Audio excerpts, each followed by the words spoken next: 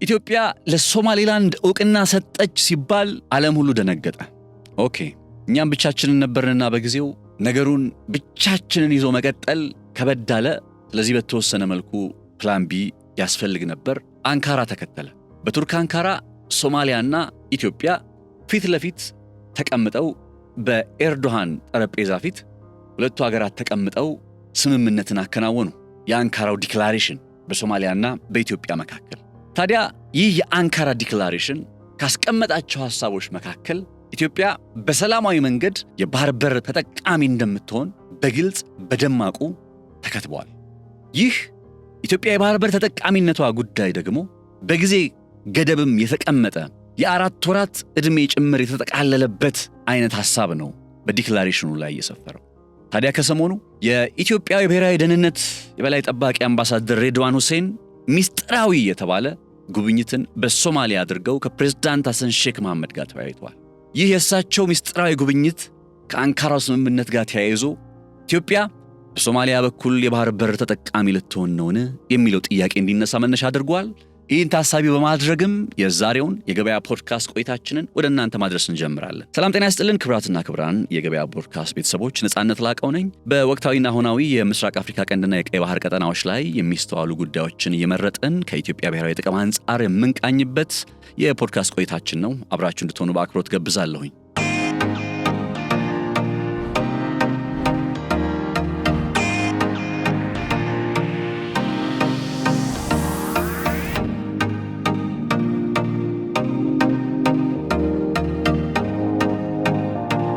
በኢትዮጵያ የውጭ ግንኙነት ፖሊሲ አካሄድ ውስጥ እንግዲህ ያው በሁለቱም ወገን ያሉትን ጽንፎች በሁለቱም ወገን ላይ ያሉትን አካላት ኃይሎች አቻችሎ መሃል ላይ ሆኖ መቀጠል የሚለው አይነት አካሄድ ባለፉት በርካታ ዓመታት የሚታይና የሚታወቅ ነው። እንደዚህ አይነት ዓለም አቀፍ የኃይል አስተላለፎች በሚፈጠሩበት ጊዜ ኢትዮጵያ በእነዚህ እየተፈጠሩ ባሉ የኃይል አስተላለፎች ሂደት ላይ ጥቅሟን ለማስከበር ጥረት የምታደርገው ለአንደኛው ወገን ታማኝ በመሆን ሌላውን በመካድ ሳይሆን አሴም ታይም በሁሉም ወገኖች ጋር አብሮ መሃል ላይ ሆኖ ለማስኬድ መሞከር ነው። አሁን ላይ ያለው የዓለማችን ነባራዊ ሁኔታ ግን ወደድንም ሳይሆን ተገደን ውግንና እንድንመርጥ የሚያስገድዱ ወይም ደግሞ ከአንደኛው ወገን እንድንሰለፍ የሚያደርጉ ነባራዊ ሁኔታዎችን እያሳየ የመጣ ዓለም ሆኗል። አሁን የኒው ወርልድ ኦርደር ተብሎ የሚገለጸው በበርካታ የዘርፉ እንግዲህ ጥናት አድራጊዎች አሜሪካ ከቀዝቃዛው ጦርነት ማብቂያ በኋላ ወይም ከሶቪየት ህብረት መፈረካከስ በኋላ ከ1991 እንደ አውሮፓውያን አቆጣጠር ወዲህ ዩኒፖላር የተባለ የሚጠራውን እና በአሜሪካ ፍላጎት ብቻ የሚዘወር ዓለምን ፈጥራ እንደነበረና በዛ ዓለም ውስጥ ደግሞ እቺ አሜሪካ የምትባለው ሀገር ማንም አልቃ ይገባብኛል፣ ማንም ያስቆመኛል ሳትል እንደፈለገች ነበር ትሆን የነበረው። በርካታ የምስራቅ አውሮፓ ሀገራት ወደ ሰሜን ጦር ቃል ኪዳን ድርጅት ኔቶ ውስጥ የተቀላቀሉት በዚህ ከቀዝቃዛው ጦርነት መፈረካከስ በኋላ ማለት ከቀዝቃዛው ጦርነት ማብቂያ በኋላ እንደሆነ ይታወቃል። ከዛ በኋላ በ2000ዎቹ ደግሞ አሜሪካ እንደምታውቁት ወደ መካከለኛው ምስራቅ በማቅናት የመንግስታት ለውጥን ያከናወነችበት ሽብርተኝነትን ዋጋለው በሚል ብዙ ጠንከር የሚሉ እርምጃዎችን ስትወስድ የነበረበት አይነት ጊዜዎች ነበሩ። በነዛ ጊዜያት እንኳን ማንም ይቃወማት ኃይል አልነበረም፣ ሀገርም አልነበረም። እነ ቻይና እና ሩሲያም በጊዜው ዝም ብሎ ከመመልከት በቀር ምንም ያደርጉ የነበረው ነገር አልነበረም። ከቅርብ ጊዜያት ወዲህ ግን ነገሮች የተቀየሩ መጥተዋል። በተለይ በ2014 እንደ አውሮፓውያን አቆጣጠር ሩሲያ የዩክሬኗን የክራይሚያ ግዛት በቁጥጥሯ ውስጥ በማድረግ በጥቁር ባህር ላይ ፕሬዘንሷን ስታረጋግጥና ክሌም ስታደርግ ወይም ጥቁር ባህር ላይ የክሪሚያ ግዛትን ወደ ግዛቷ ስትቀላቅል አንደኛው ሩሲያ ከዚህ በኋላ ለአሜሪካ ፍላጎት እንደማትንበረከክ ያሳየችበት ማሳያ ተደርጎ ይቆጠራል። በአንጻሩ ደግሞ ቻይና በተለይ ከ2010 የብሪክስ ይፋዊ ምስረታ ከተረጋገጠ በኋላ እርግጥ ነው ብሪክስ በ2008 እንደዛ አካባቢ ላይ የተመሰረተው ግን በይፋ ዓለም አቀፋዊ ቅርጽ ይዞ መውጣት የጀመረው 2010 እንደ አውሮፓውያን አቆጣጠር ወዲህ እንደሆነ ይታወቃል። ከዛ ጊዜ አንስቶ ባሉት ዓመታት ውስጥ ደግሞ ቻይና እንዲሁ በተመሳሳይ ከአሜሪካ ፍላጎት ጋር በተቃራኒ ልትቆም የምትችልበት አይነት አጋጣሚ እንዳለ በግልጽ ሲስተዋል ነበር። ይሁን እንጂ አሁንም ቢሆን ግን ሩሲያም ይሁኑ ቻይና ከአሜሪካ ፍላጎት ውጪ በሆኑ አጋጣሚዎች ላይ ይሄ የራሳቸውን ብሔራዊ ጥቅም የሚነካ በቀጥታ የሚመለከት ካልሆነ በቀር ከአሜሪካ ጋር ወደ ውጥረት መግባት አይፈልጉም። ከቬንዙዌላ ጋር ጠንካራ አጋርነት አላቸው። ለምሳሌ ከቬንዙዌላ ጋር እነ ኢራን፣ እነ ሩሲያ፣ እነ ቻይና ከአሜሪካ የበለጠ አጋርነት እንደነበራቸው ይታወቃል። ነገር ግን አሜሪካ ቬንዙዌላ ውስጥ ገብታ ቬንዙዌላ ማዱሮን በቁጥጥር ስር አድርጋ የቬንዙዌላ ነዳጅ በእጇ ስታስገባ እነ ቻይና እነ ሩሲያ በዝምታ ከመመልከት በቀር ምንም ያደረጉት ነገር አልነበረም። ይሄኛውን ጉዳይ ያነሳውላችሁ ያለው ለምንድን ነው? ከዶናልድ ትራምፕ ወደ ስልጣን መምጣት ጋር ተያይዞ ዓለማችን ላይ የትራምፕ ወርልድ ኦርደር ብለን ልንገልጸው የምንችል አይነት ዓለም እየተፈጠረ ነው የሚገኘው። አሁን ላይ የትራምፕ ወርልድ ኦርደር ትራምፕ እንደምታዩት ቬንዙዌላ በቃ ያስፈልገናል ብሎ አሰብ አይደለ? ቬንዙዌላን ለነዳጅ የሚባል ማዱሮን ለመያዝ ህገወጥ የሰዎች ዝውውር ወይም ህገወጥ የድራግ ለነገሩ የአደንዛዥ እጽ ሆኖ ህገወጥ ያልሆነ የለምና የአደንዛዥ እጽ ዝውውርን ጨምሮ ሁሉም የትራምፕ አስተዳደርን ወደ ቬንዙዌላ እንዲገባ ምክንያት ነው ቢባልም ገብቶ ራሱ መንግስት ለውጦ የመጣበት አይነት አጋጣሚ ግን ትራምፕ አሁንም በሌሎች አካባቢዎች ላይም ሊደግመው እንደሚችል ለምሳሌ ኢራን ላይ አሜሪካ ልትገባ ትችላለች የሚል ስጋት አለ አይደለ? ናይጄሪያ ላይ ገብተው ባለፈው የአየር ጥቃት ደብድበው ነው የወጡት። የትራምፕ ወርልድ ኦርደር ግሪንላንድ የሚባለውን ከዚህ ቀደም ምዕራብ ዓለም እየተባለ በሚገለጸው ህብረት ወይም ጥምረት ውስጥ የተጠቃለለችው ዴንማርክ የምትባል አንዲት አውሮፓት ሀገር በባለቤትነት የያዘችው ግሪንላንድ ያስፈልገናል ብለው ስላሰበ ግሪንላንድን ወስዳለሁ ጠቀላለሁ እያለ ነው። ፓናማ ውስጥ በታች በላቲን አሜሪካ ፓናማ ውስጥ እንዴት አድርገው የፓናማ ቦይን መልሰው ወደ እጃቸው እንዳስገቡ፣ ቻይናዎችን ከፓናማ ኤግዚት እና ኢንትሪ መግቢያና መውጫ እንዴት አድርገው እንዳባረሩ የምናውቀው ታሪክ ነው። አሁን ዶናልድ ትራምፕ ይዘው የመጡት ይሄ የውጭ ግንኙነት ፖሊሲ ያካሄዳቸው ከዚህ ቀደም አሜሪካ እንደ ፖሊስማን ሆና ወይም ዓለም ላይ ችግሮች ሲፈጠሩ መሳሰሉት ነገሮች ሲመጡ ያንን ለመጠበቅ በሚል እንደ ኃላፊነት እንዳለባት መንግስት ሆነ አክት ታደርግ ነበር። አሁን እንደዛ አይነት ብሎ ነገር የለም። ሁሉም የየራሱ ጉዳይ ነው።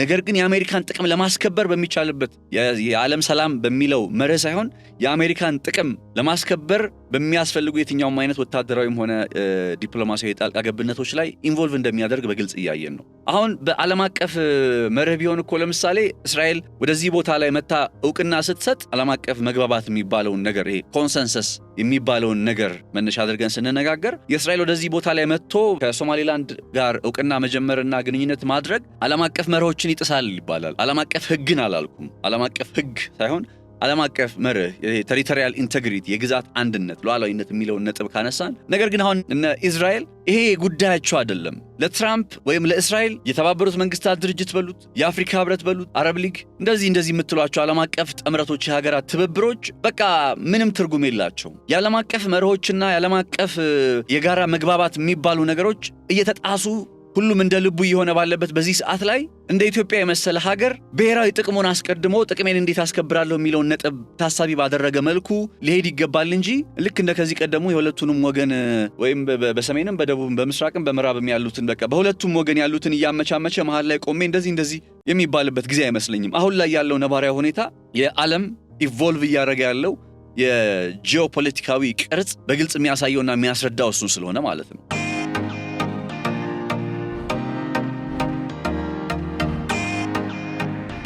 እና መግቢያ ላይ ቀደም እንዳልኳችሁ ከዚህ ቀደም ኢትዮጵያ በእርግጥ አለ እንደዚህ አይነት በሁለቱም ወገን ያለውን ነገር እያመቻመቸች ሁለቱንም ላለማስቀየም ጥረት እያደረገች የቀጠለችባቸው በርካታ ዓመታቶች አሉ። የሚካድ አይደለም። በጣም አሪፍ ነው እሱ። ነገር ግን አሁን ላይ የዓለም የጂኦፖለቲካ ቅርጽ እየተቀየረ ነው። እነ ትራምፕ ፈላጭ ቆራጭ ሆነው አልኳችሁ እኮ ትራምፕስ ወርልድ ኦርደር ነው እየመጣ ያለው። በዚህ ሁኔታ ውስጥ እንዴት አድርጌ ጥቅሜን አስከብራለሁ ነው የመጀመሪያው መሆን ያለበት ነገር ባይነኝ። በዚህ ሂደት ነው እንግዲህ በተከታይነት የምናነሳውን ነጥብ የምንመለከተው። የኢትዮጵያው የደህንነት አለቃ ሬድዋን ሁሴን ሚስጥራዊ የተባለ ጉብኝት ወደ ሶማሊያ አድርገው ነበር ከትላንት በስቲያ ኦር እንደዚህ። የእሳቸውን ወደ ሶማሊያ ያከናወኑትን ጉብኝት በተመለከተ ዓለም አቀፍ መገናኛ ብዙሃን በተወሰነ መልኩ ሬድዋን ሁሴን ወደ ሶማሊያ ለጉብኝት አቀኑ ከሚለው ነገር ባለፈና ባለፈው ማክሰኞ ማለት ነው ከፕሬዝዳንት ሐሰን ሼክ መሐመድ ጋር ተነጋገሩ ከሚለው ነጥብ ባለፈ እንዲህ በዝርዝር ያነሷቸው ያስቀመጧቸው ነጥቦች የሉ። እንደው በደፈናው ነው ነገሩን እንትን ያሉ። የዓለም አቀፍ መገናኛ ብዙሃን ሳይሆኑ ግን የኢትዮጵያ መንግስትም ሆነ የሶማሊያ መንግስት በዚህ በሬድዋን ሁሴን የሶማሊያ ጉብኝት ዙሪያ ዝምታን የመረጡት ወይም በይፋ በውጭ ጉዳይ ሚኒስትሮቻቸው አማካኝነት ያነሱት የለም፣ የገለጹት ነገር የለም ስለ ጉብኝቱ። ሬድዋን ሁሴን በሶማሊያ ውስጥ ባሳለፍነው ማክሰኞ ጉብኝት ማድረጋቸውን በተመለከተ ጋሮ ኦንላይን እየተባለ የሚጠራ በዛው ከሞቃዲሾ ውስጥ የሚንቀሳቀስ የዜና ድረገጽ ነው ብሬክ ያደረገው። ከሐሰን ሼክ በተጨማሪም እንዲሁ የሶማሊያ ብሔራዊ ደህንነት ኤጀንሲ የበላይ የሆኑትን መሐድ ሳላድንም ጭምር የኢትዮጵያው የብሔራዊ ደህንነት የበላይ ሬድዋን ሁሴን ማግኘታቸውን ተዘግቧል። አሁን ይሄ ጉብኝታቸው የሬድዋን ሁሴን ወደ ሶማሊያ ያደረጉት ጉብኝት ምን ሊያሳየን ይችላል? ኢትዮጵያስ ደግሞ ኢቮልቭ እያደረገ ባለው በዚህ ቀጠና ላይ የጂኦፖለቲካዊ ቅርጽ አካሄድ ላይ በቀጣይ ምንድነው ልትከተል የምትችለው የሚለውን ነገር በተመለከተ ጠቆም የሚያደርጋቸው ነገሮች አሉ። እንግዲህ ያገኘኋቸው አንዳንድ መረጃዎች እንደሚያመላክቱት ከሆነ በእርግጥ ሬድዋን ሁሴን ወደ ሶማሊያ የሄዱበት ምክንያት ድንገቴ ነው ተብሏል። ድንገቴ ጉዞ ነው የተባለው። ይሄ ድንገቴ ጉዞ ለምን ማክሰኞ ሆነ የሚለውን ነገር ከተመለከትን ደግሞ ባለፈው ሰኞ ሶማሊያ ዩናይትድ አረብ ኤምሬት ሙሉ በሙሉ ጓዟን ጠቅልላ ከሶማሊያ እንድትወጣ አሳስባ ነበር። እኔም በዚህ ጉዳይ ላይ ትላንትና ጠቅለል ያለ መረጃ አቅርቤላችኋለሁኝ፣ ዝርዝር ያለ መረጃ እና የኢትዮጵያ የብሔራዊ ደህንነት አለቃ ወደ ሶማሊያ ያቀኑበት አንዱ ምክንያት ዩናይትድ አረብ ኤምሬትና ሶማሊያን ያው ከገቡበት ውጥረት አንጻር ለማሸማገል ነው የሚል አይነት አንዳንድ ፍንጮችን ሰምቻለሁ። ከዛም ባለፈ ግን ዩናይትድ አረብ ኤምሬትና ሶማሊያን ከማሸማገልም ባለፈ ያው ምንም የተመዘገበ ውጤት የለም። ከረንትሊ ዩናይትድ አረብ ኤምሬት ኦልሞስት ከሶማሊያ ግዛት ሙሉ በሙሉ ጠቅልላ ወጥታ ከሶማሊላንድ ግን እንደማትወጣ አረጋግጣ በሌላ ቋንቋ ለሶማሊላንድ እውቅና እንደመስጠት አድርጓታል። በነገራችን ላይ ይሄኛውን ጉዳይ በተመለከተ ይሄ ዩናይትድ አረብ ኤምሬት ለሶማሊላንድ እውቅና ሰጠች የሚለውን ሐሳብ በተመለከተ ግልጽ መሆን ያለበት ቆንጽላ ጽሕፈት ቤት እኮ ኢትዮጵያም አላት፣ ዩናይትድ ኪንግደምም አላቸው፣ የመሳሰሉትም አላቸው። የዩናይትድ አረብ ኤምሬትን የተለየ የሚያደርገው የትኛውም ሀገር ከሶማሊያ ግዛት ውስጥ ጓዝህን ጠቅልለህ ውጣ አልተባለ።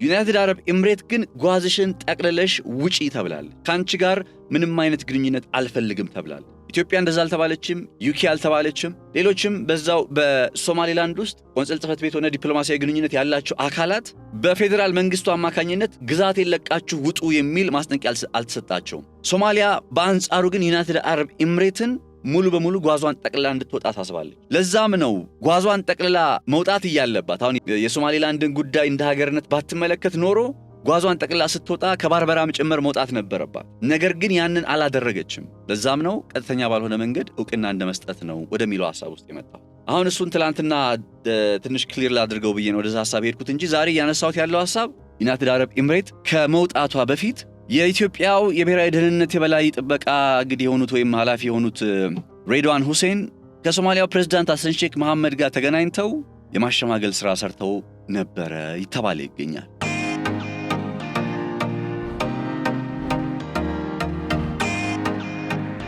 ሌላኛው የሬድዋን ሁሴን ወደ ሶማሊያ ጉብኝት ማድረጋቸው የቃኘውና ያጠነጠነበት ነጥብ ተብሎ ሲገለጽ ደግሞ የአንካራ ስምምነት ይታወቃል። በአንካራ ስምምነት ላይ ኢትዮጵያና ሶማሊያ በኤርዶሃን አደራዳሪነት ሲስማሙ ከቀረቡና ከተቀመጡ ሐሳቦች መካከል አንደኛው ኢትዮጵያ በሰላማዊ መንገድ የባህር በር ተደራሽነትን ልታረጋግጥ የምትችልበት መንገድ እንዳለ ተብራርቷል በአንካራው ስምምነት ላይ። ስለዚህ ያ ስምምነትን በተመለከተ አተገባበሩ እንዴት ነው የሚሉት ነገሮችን በተመለከተ ያው በጊዜው በርከት ያሉ ጉዳዮች ሲነሱ ስለነበረ አንካራ ጋር አልመለስም።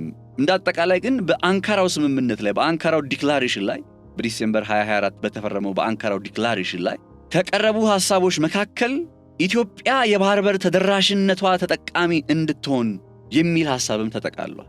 የተርኪን የውጭ ጉዳይ ሚኒስትር ድረገጽ ብትመለከቱ ኢትዮጵያ ወደ ባህሩ መድረስ የምትችልበትን መንገድ በተመለከተ በሶማሊያ ሉዓላዊነት ጥላ ስር ሆኖ ተጠቃሚ እንደምትሆን ተብራርቷል። ያው የሶማሊላንድን ጉዳይ የተሆነው በዚህ አካሄድ አይደል? ስለዚህ የአሁኑ የሬድዋን ሁሴን የሶማሊያ ጉብኝት ምናልባትም ኢትዮጵያ በዚህ ረገድ የባህር በር ተጠቃሚነቷን ለማረጋገጥ የምትችልበት መንገድ ምን ላይ እንደደረሰ የሚጠይቅና ያን በተመለከተም እንግዲህ ምክረ ሐሳቦች ሊነሱ የሚችሉበት አይነት ጉብኝት ነው። ስለዚህ ከሶማሊያ የሚሰጠን የሚቀርብልን ኦፈር ምንድነው? ባለፈው ስላችሁ ነበር። እኔ ምን ብለህ ነው የምታምነው ብትሉኝ ነሰሰርሊ ለሶማሊላንድ የግድ ዕውቅና መስጠት እኮ የለብንም። ነገር ግን ለሶማሊላንድ ዕውቅና ማንሰጣት ከሆነ ሶማሊያ በአንጻሩ ምን ልትሰጠን ትችላለች ተብሎ መጠየቅ አለበት። በአንካራው ዲክላሬሽን ላይም ጭምር ስለተቀመጠ እና የሬድዋን ሁሴን ወደ ሶማሊያ ማቅናት በዚህ ረገድ አንዳች እርምጃ ወደፊት የተራመደ አይነት ውጤት ይመዝገብበት አይመዝገብበት ይሄን ዘገባ እስከሰራሁበት ሰዓት ድረስ የሰማሁት ነገር የለም።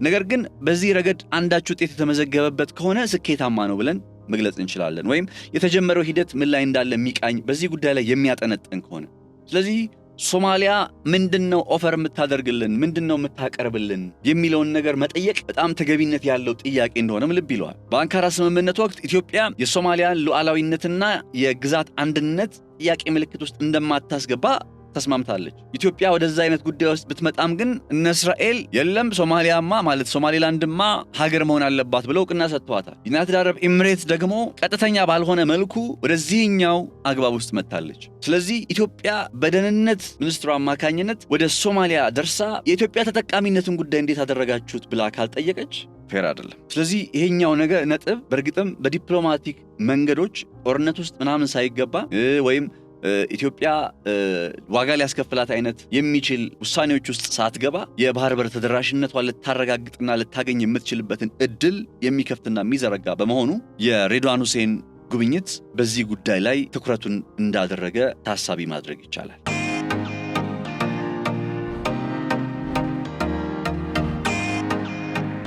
ያልገባኝ ነገር ግን ለምንድን ነው ሚስጥር የሆነው ነው። እንዳልኳችሁ የሬድዋን ሁሴንን ወደ ሶማሊያ ማቅናት በተመለከተ በኢትዮጵያ መንግስት በኩልም በሶማሊያ መንግስት በኩልም ምንም በይፋ የተባለ ነገር የለም። ምንም በይፋ የተነገረ ነገር የለም።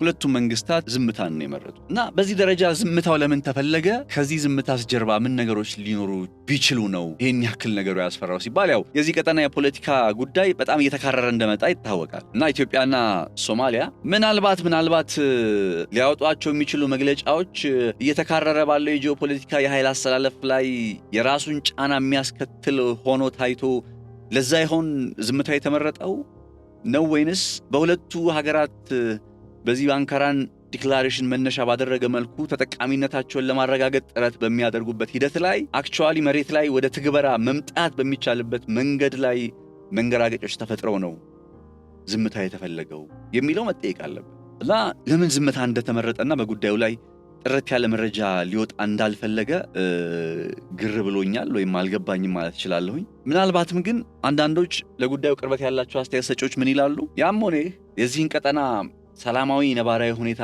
ረገብ አድርጎ ለመቀጠል ኢትዮጵያ ከነ ሶማሊያ ጋር ሌሎች የቀጠናው ተዋናያንንም ጨምሮ ተጠቃሚነቷን ልታረጋግጥ የምትችልበት መንገድ ታሳቢ ያደረገ ምክክር፣ ድርድር፣ ውይይት ሊደረግ እንደሚችል ፍንጭ የተሰጠበት ነው ሲሉም ይደመጣሉ አንዳንድ አስተያየት ሰጪዎች ለጉዳዩ ቅርበት ያላቸው። እንደዛም ከሆነ ሰየው ልንል የምንችለው ተግባር ነው። ነገር ግን የትኛውም አካሄዳችን የባህር በር ተጠቃሚነትና ተደራሽነታችንን ባረጋገጠ መልኩ ሊሆን እንደሚገባ ልብ ይለዋል። ስለዚህ ዝምታ ቢመረጥም ወይም ደግሞ ሁለቱም ሀገራት በጉዳዩ ላይ መግለጫ ከመስጠት ቢቆጠቡም ነገር ግን ምን ተባለ የሚለውን ነገር በመጪዎቹ ጊዜያት አክቹዋሊ በተግባር መመልከታችን ስለማይቀር በእርግጥ የባለፈው የሬድዋን ሁሴን የሞቃዲሾ ጉብኝት ፍሬ አፈራ ወይም ፍሬ አላፈራም ለማለት ከጊዜ ጋር አብሮ ያየናቸው የምንሄዳቸው ነገሮች ስላሉ መልሱን ያኔ እንመለከታለን። ችግር ካለን ጠይቃለን ያኔ። አሁን ላይ ግን ምንም የምናውቀው ነገር ይሄ በይፋዊ በሆነ መልኩ በኢትዮጵያ መንግስትም በሶማሊያ መንግስት በኩልም የተገለጸ የተቀመጠ ነገር ስለሌለ እንደው ደፍሮ እንዲህ ነው ብሎ ድምዳሜ ላይ መድረስ ስለማይቻል አንድምታዎቹ ወይም ሊሆን የሚችሉ ነጥቦችን ሴናሪዮዎችን ነው እያነሳን በመነጋገር ላይ የምንገኘው። እንደምታውቁት ይህ ቀጠና በጣም በከፍተኛ ችግር ውስጥ ያለ በጣም በከፍተኛ የእርስ በርስ ጦርነት ውስጥ የሚታመስ ምንም ሰላም የሌለበት ግጭትና ለመረጋጋት በየቀየው የሆነበት በጣም የሚገርም አንድ ፋክት ልንገራችሁ። ይህንን የምስራቅ አፍሪካ ቀንድ በተመለከተ ከቀዝቃዛው ጦርነት መጠናቀቅ በኋላ ባሉት ዓመታት ተከታታይ ግጭቶችና ለመረጋጋቶችን በማስተናገድ ረገድ በጣም ይገርማል እኮ እንደዚህ እንደ አፍሪካ ቀንድ የመሰለ ቀጠና በሌላ በየትም የሚገኝ አይመስለኝም። እነዚህ ግጭትና ለመረጋጋቶች ቀጠናው በድህነት እንዲማቀቅና በዓለማችን የእድገት መስፈርቶችም ደግሞ ዝቅተኛ የሚባለው ቁጥር እንዲመዘገብ አስተዋጽኦን አድርጓል። እንዲያውም አንድ ጽሑፍ እየተመለከትኩ ነበረ ሆርን ኦፍ አፍሪካ ዌብስ ኦፍ ኮንፍሊክት የሚል ጥናታዊ ጽሑፍ ላይ ማለት ነውና በዚህ ጥናታዊ ጽሑፍ ላይ ከ1990 ማለት እንደ አውሮፓውያን አቆጣጠር የቀዝቃዛው ጦርነት ማብቂያ፣ የሶቪየት ህብረት መፈረካከስ ወይም የበርሊን ግንብ መውደቅ ብለን ከምንገልጸው ይሄ አሜሪካ በዚህ ዓለም ላይ ፈላጭ ቆራጭ ሆና ወጣች ብዬ ቅድም ስገልጽላችሁ መነሻ ተደርጎ ከሚቆጠረው ከ1990 እንደ አውሮፓውያን አቆጣጠር አንስቶ እስከ 2010 እንደ አውሮፓውያን አቆጣጠር ድረስ 2010 ማለት ደግሞ ብሪክስ የሚባለው በቻይና የሚመራው ክንፍ ወይም ጥምረት ነፍስ ዘርቶ መንቀሳቀስ እስከጀመረበት ጊዜ ድረስ ማለት ነው። በእነዚህ 20 ዓመታት ውስጥ ብቻ በዚህ በአፍሪካ ቀንድ 32 የሚሆኑ መንግስታት ተሳታፊ የሆኑባቸው ግጭቶች ተመዝግበዋል። በ20 ዓመት ጊዜ ውስጥ በዚህ በአፍሪካ ቀንድ ማለት ማን እንደሆነ አውቃችኋል? ሱዳን፣ ደቡብ ሱዳን፣ ኬንያ፣ ኢትዮጵያ፣ ኤርትራ፣ ጅቡቲ፣ ሶማሊያ። በእነዚህ 6 ሀገራት ውስጥ ነው ያልኳችሁ ያለው። በእነዚህ 6 ሀገራት ውስጥ ከ1990 እስከ 2010 እንደ አውሮፓውያን አቆጣጠር ድረስ ባሉት ዓመታት ብቻ በ20 ዓመታት ውስጥ 32 መንግስታት በቀጥታ የተሳተፉባቸው ግጭቶችና ጦርነቶች ተመዝግበዋል። በአንድ ወገን መንግስት ሆኖ ጦርነት ላይ የተሳተፈባቸው ማለት ነው።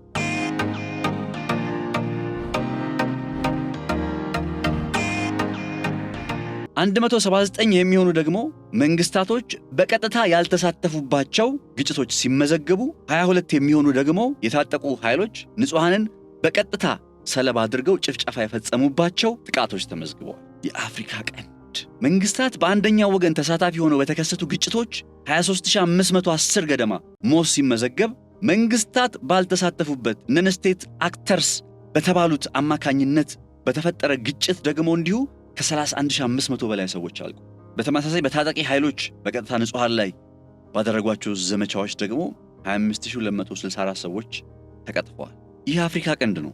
ምንም እንኳን ግልጽ ሆኖ በጥናት ባይቀመጥም ከ2010 ወዲህ ባሉት ዓመታት ደግሞ ከላይ የተገለጹት አለመረጋጋቶች፣ ግጭቶች፣ ጦርነቶች ተበራክተዋል። እንደ አውሮፓውያን አቆጣጠር ሱዳን ያሳለፈችበት የእርስ በርስ ጦርነትና የደቡብ ሱዳን መዋለድ፣ ከዛም ሱዳን በዛው በራሷ የቀጠለችበት የእርስ በርስ ጦርነት፣ በሶማሊያ የአልሸባብ እንቅስቃሴና ድንበር ተሻጋሪ ቅርጽ ይዞ እስከ ኬንያ ድረስ በመምጣት የሚፈጸሙ የሽብር ጥቃቶች፣ በኢትዮጵያ የመንግስት ለውጥ እንዲመጣ ስናያቸው የነበሩ የተቃውሞ እንቅስቃሴዎች፣ ከዛም የመንግስት ለውጥ ከመጣ በኋላ ደግሞ የተከተለው የሰሜኑ ጦርነት፣ የታጠቁ ኃይሎች መጠነ ሰፊ እንቅስቃሴ መበራከት፣ በጥቅሉ በዚህ ቀጠና ላይ ሁኔታው ከግጭትና ደም መፋሰስ የጸዳ ሳይሆን የመቀጠሉ ማሳያ ተደርገው ሊወሰዱ ይችላሉ። አሁን እንደዚህ አይነት ከግጭት ባልጸዳ ሰላም በራቀው ሁሌም ደም መፋሰስ ዕጣ ፈንታ የሆነበት የሚመስል ቀጠና ላይ ተቀምጠን ብሔራዊ ጥቅማችንን እንዴት ነው የምናስከብረው? ብሔራዊ ጥቅማችንን ለማስከበር በምናደርገው ጥረት ውስጥ ሰላማዊ የሆኑ መንገዶችን ተከትለን ማድረግ እንችላለን ወይ የሚሉ ሐሳቦችና ጥያቄዎች ይነሳሉ። እኔ አሁንም ቢሆን በሰላማዊ መንገድ ኢትዮጵያ የባህር በር ተጠቃሚነት ልታረጋግጥ የምትችልበት እድል አለ በሚለው እስማማለሁ። አሁንም ቢሆን ምናልባትም ሶማሊያ በኩል የአንካራን ዲክላሬሽን በዲሴምበር 2024 ሶማሊያና ኢትዮጵያ በቱርክ ርዕሰ መዲና አንካራ በኤርዶሃን ፊት ቁጭ ብለው የተስማሙት የጋራ ስምምነት ላይ ኢትዮጵያ የባህር በር ተጠቃሚነት ጉዳይን በተመለከተ የተጠቃለለ ሐሳብ ስላለ በሰላማዊ መንገድ ማግኘት የሚቻልበት መንገድ በተመለከተ ሐሳቡ ስለተጠቃለለ ኢትዮጵያው የብሔራዊ ደህንነት ዳይሬክተር ወይም ሚኒስትር ሬድዋን ሁሴን ወደ ሶማሊያ በማቅናት ከሶማሊያው ፕሬዝዳንት ሐሰን ሼክ መሐመድ ጋር ውይይት አድርገዋል የሚለው ዜና ስሰማ መጀመሪያ ወደ አእምሮ የመጣው የአንካራ ስምምነት የሆነው ለዚህ ሆነ። ምክንያቱም በሰላማዊ መንገድ ስለሚል። ስለዚህ በሰላማዊ መንገድ እንዴት ነው እንግዲህ ዲሴምበር 2024 እንደ አውሮፓውያን አቆጣጠር የተፈረመው የአንካራ ስምምነት ከቀረበው ሐሳቦች መካከል አንደኛው ምንድነው የሚለው ኢትዮጵያና ሶማሊያ ቴክኒካዊ የሆኑ የድርድር ሂደቶችን ከፌብሩዋሪ 2025 ወዲህ ይጀምራሉ ይላል። ከዛ በኋላ በ4 ወር ጊዜ ውስጥ ፌብሩዋሪ 2025 ላይ ከተጀመረ በኋላ በ4 ወር ጊዜ ውስጥ ያጠናቀቁታል። ከዛ ከነዚህ ከ4 ወራት በኋላ የንግድና የሕግ ስምምነቶች ተጠቃለው የኢትዮጵያ የባህር በር ተደራሽነት ጉዳይ መልስን ያገኛል ይላል። የቱርክ ሚኒስትሪ ኦፍ ፎሪን አፌርስ ላይ ያለ መረጃ ነው የምነግራችሁ። ኢትዮጵያና ሶማሊያ ቴክኒካዊ የሆነ ድርድርን በፈረንጆቹ የካቲት 2025 ይጀምሩና የካቲት፣ መጋቢት፣ ሚያዝያ፣ ግንቦት ድረስ ባሉት 4 ወራት ጊዜ የሁለቱ ሀገራት ስምምነት ተጠናቆ የሕግና የንግድ ስምምነቶች ተጠቃለው የኢትዮጵያ የባህር በር ተደራሽነትና ተጠቃሚነት ጉዳይ እልባትን ያገኛል ይላል።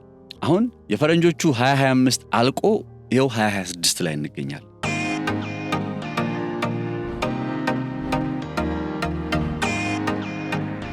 ስለዚህ አንካራ ላይ ሄዶ የኢትዮጵያ መንግስት በተፈራረመው መሰረት ከሶማሊያ መንግስት ጋር የተደረሰበት ስምምነት በ4 ወር ጊዜ ውስጥ ባስቀመጠው የጊዜ ገደብ አማካኝነት ምን ተሰራ?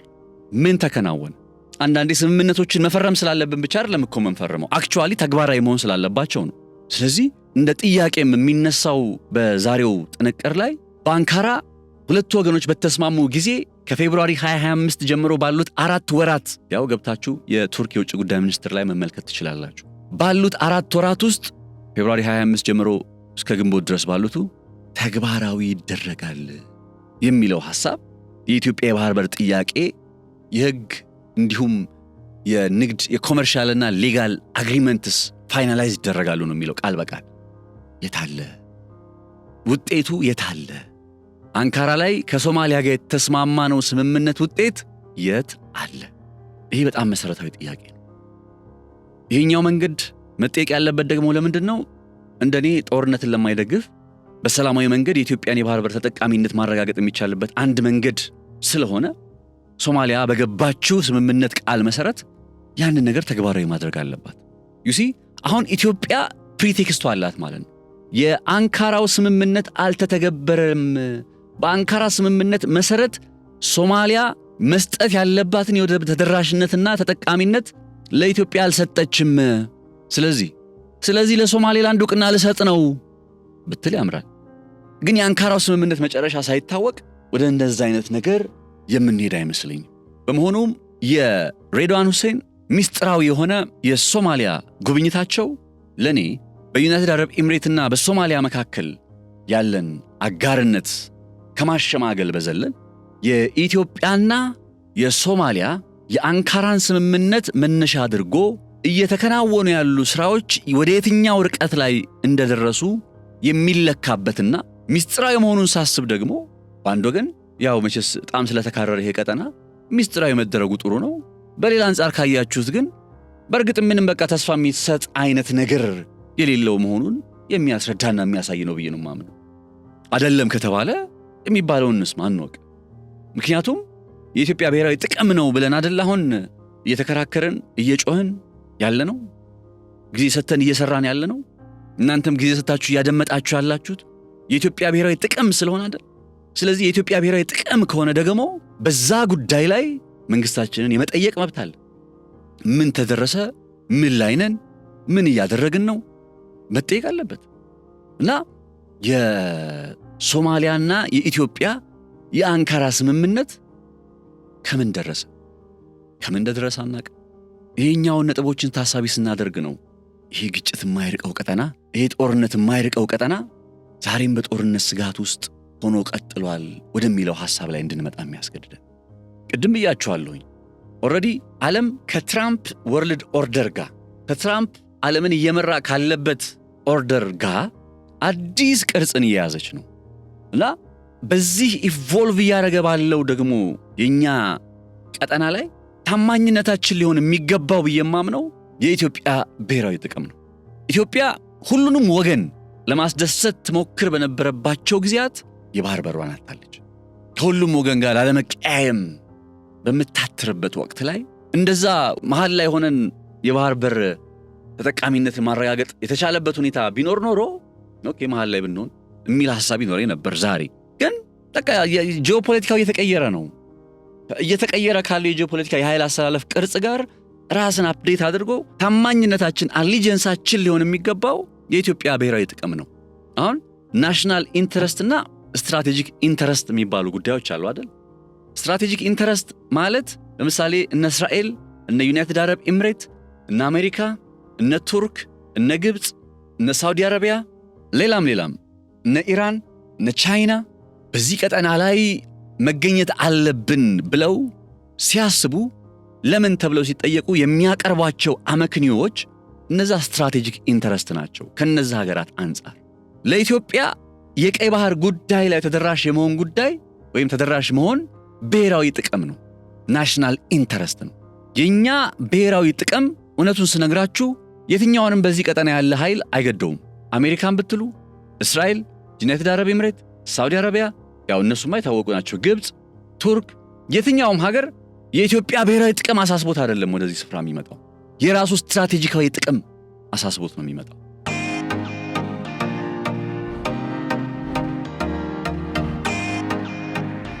ስለዚህ የኛን ብሔራዊ ጥቅም ማስከበር የኛና የኛ ኃላፊነት ነው፣ የኢትዮጵያውያን ኃላፊነት ነው። ለዛ ነው ይሄንን ብሔራዊ ጥቅማችንን ልናስከበር በመናደርገው ጥረት ላይ ታማኝነታችን ወይም አሊጀንሳችን ለብሔራዊ ጥቅማችን መሆን አለበት። ከዚህ ታማኝነት መነሻ አድርገን ስትራቴጂ ስንነድፍ የኃይል አሰላለፉ ላይ የራሳችንን ካርዶች የተጫወትን ፍላጎታችንን ማስከበር ያለብን። ስለዚህ የኢትዮጵያ መንግስት ለብሔራዊ ጥቅሙ ታማኝ ሆኖ ለመቀጠሉ ማረጋገጫ ከሚሆኑ ጉዳዮች ውስጥ የአንካራን ስምምነት ተከትሎ ምን ውጤት መጣ? ምን ውጤት ተመዘገበ? በአንካራ ላይ እኮ በተቀመጠው ሐሳብ ተስፋ መቁረጥ ካለብን ተስፋ መቁረጥ ሊኖርብን ይችላል። ሶማሊያ አልሰጠም ካለችን በሰላማዊ መንገድ ምን ማድረግ እንችላለን? ተስፋ መቁረጥ ነው ያለብን። ወደ ሌሎች አማራጮቻችን መሄድ አለብን። ስለዚህ የኢትዮጵያ የብሔራዊ ደህንነት የበላይ ጠባቂ የሆኑት አምባሳደር ሬድዋን ሁሴን ወደ ሶማሊያ በማቅናት ከሶማሊያው ፕሬዝዳንት ሐሰን ሼክ መሐመድ ጋር የነበራቸው ቆይታ እነዚህ ነጥቦችን ተደራሽ ካደረገ ፍሬያማ ነው። አሊያ ግን አንዳንዶች እንደሚሉት ዩናይትድ አረብ ኤሚሬትና ሶማሊያን ከማሸማገል ያለፈ ሚና ከሌለው ብዙም ጥቅሙ አይታየኝም። ምክንያቱም ታማኝነቴ እኔ ለዩናይትድ አረብ ኤሚሬት ሳይሆን ለኢትዮጵያ ብሔራዊ ጥቅም ስለሆነ። ዩናይትድ አረብ ኤሚሬት ኢትዮጵያ ስትራቴጂካል አጋሯ ነች እንጂ ብሔራዊ ጥቅሟ አይደለችም። የኢትዮጵያ የባህር በር ጥያቄ ብሔራዊ ጥቅምና ብሔራዊ ጥቅም ሊሆን የሚችለው ለኢትዮጵያና ለኢትዮጵያ ብቻ። ስለዚህ የኛ አሁን ከዚህ ቀደም በነበረ አካሄድ ላይ ሁለቱንም ወገናቻችሎ መሃል ላይ ቆሞ ምናምን የምንላቸው ነገሮች አሉ አይደለ?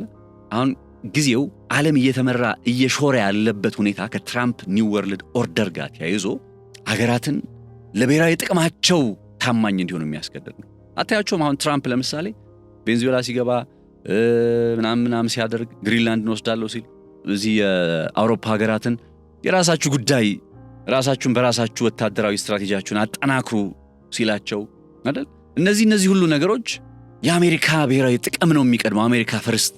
ስለዚህ አሜሪካ ፈርስት እንደሚባለው እዛ ኢትዮጵያ ፈርስት ተብሎ እዚህም መቀጠል ካለበት በእንደዚህ አይነት አካሄድ መቀጠል አለበት።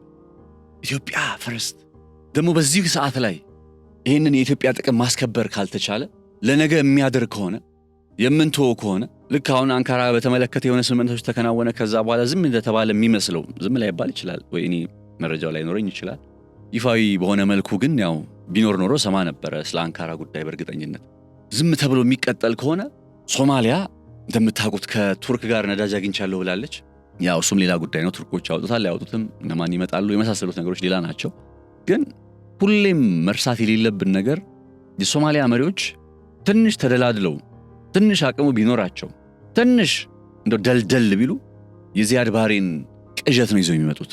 ከዛ ዞረው ኢትዮጵያን ነው ሊወጉ የሚችሉት። እና አንዳንዴ ጊዜዎች በጣም ማተር የሚያደርጉት በቃ እድሎች በጣም ማተር የሚያደርጉት ለዚህ ነው።